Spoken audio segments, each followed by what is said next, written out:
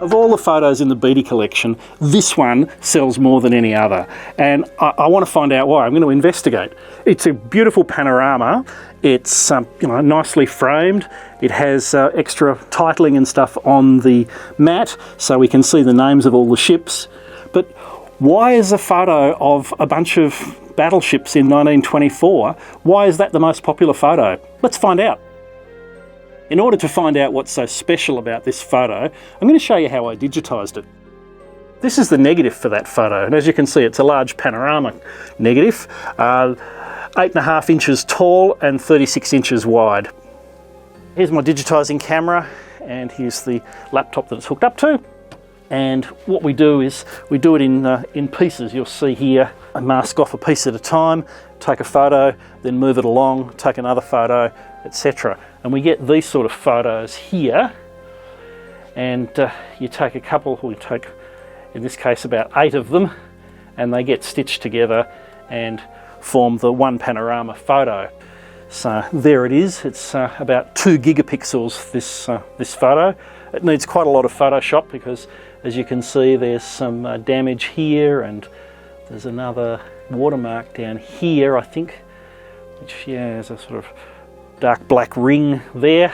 I don't know, it's definitely not supposed to be there, and quite a bit of damage around. It's survived since 1924, this photo, so it's been through a bit. That negative's been, in storage for 98 years. This photo is of the fleet in Hobart, and this is what they called the Empire Cruise.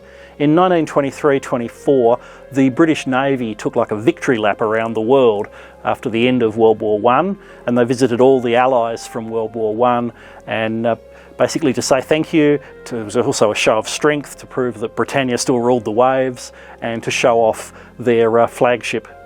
And the flagship in this case was HMS Hood. And the Hood's really interesting because it was known as the Mighty Hood. It was thought to be the most powerful battleship of its time, and the thing that it's famous for is actually, unfortunately, turned out not to be true, and it was sunk in World War II by the pride of the German fleet, the Bismarck.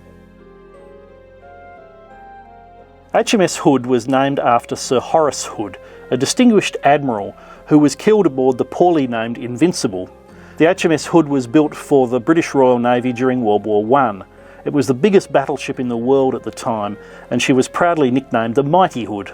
There were some flaws discovered during and after construction, and her planned 3 identical sister ships were later redesigned. Hood distinguished herself in World War I, got some refits, more armour, and became the flagship for the 1923-24 Empire Cruise. Over 35 stops and something like 11,000 miles, including 8 ports in Australia. They escorted the old HMAS Australia to her final resting place with full honours.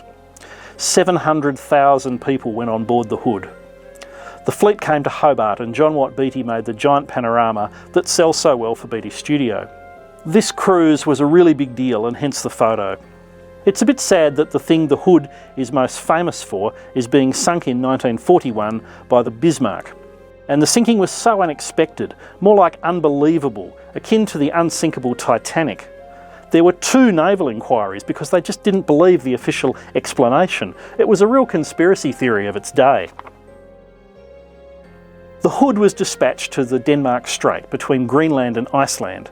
This was a supply line for Britain in the early part of the war. Germany wanted to cut it off and starve Britain out, and they nearly succeeded. They had battleships hunting British convoys, and the Hood was sent there to protect the supply ships. The crew of the Hood were young, some as young as 16, and very inexperienced. She sat lower in the water, and the water used to splash over the sides, and they joked she was the world's biggest submarine. But the constant dampness had an effect on the health of the crew. I'm not going to give you a blow-by-blow of the battle, but once Hood engaged Bismarck, it was only 2 minutes before Hood exploded and sank. There were only 3 survivors from a crew of over 1,400 souls. The wreck was located in 2001 and designated a military gravesite and strictly protected under international law. The Bismarck was built to attack convoys. It was a new ship designed and built in World War II and probably over-engineered.